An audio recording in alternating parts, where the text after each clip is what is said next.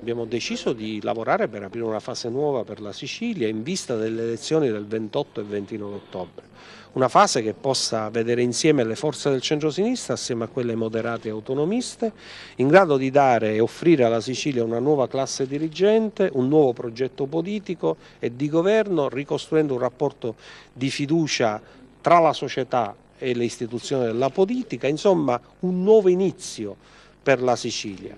Si è conclusa la stagione delle riforme, quella che dall'ottobre del 2010 vede il gruppo alla Regione Sicilia del PD sostenere il governatore Lombardo, la stagione che avrebbe dovuto realizzare il sogno di Massimo D'Alema, l'alleanza fra moderati e progressisti, tutta colpa delle amministrative di Palermo e quindi della vittoria di Leluca Orlando, mormorano in tanti, invece altri pensano sia tutto legato all'imputazione coatta per concorso esterno in associazione mafiosa ai danni del presidente della regione. Riteniamo esaurita e chiusa la fase del governo tecnico, anche perché non c'è più un governo tecnico, sentiamo la responsabilità di aprire una nuova fase, è stato l'incipit della conferenza stampa d'addio del capogruppo all'Ars del PD Antonello Cracolici. Dopo quasi 2 anni il PD Sicilia abbandona Raffaele Lombardo e ritorna tra i banchi dell'opposizione. Di certo, ha detto Cracolici, l'imputazione coatta del presidente della regione Lombardo ha influito e ha contribuito a rendere più fragile il quadro politico. Il PD è pronto ad andare alle elezioni, abbiamo già assunto con Lombardo, oltretutto in maniera pubblica, che si vota il 28 e 29 ottobre. Per votare il 28 e 29 ottobre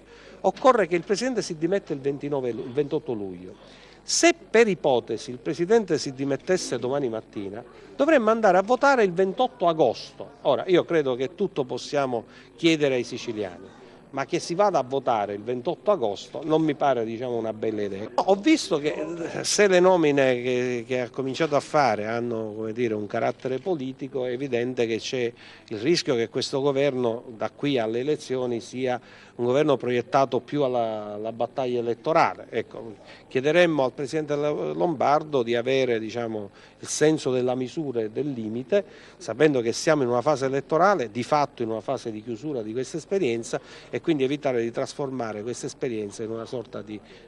market delle nomine e degli incarichi di fine legislatura.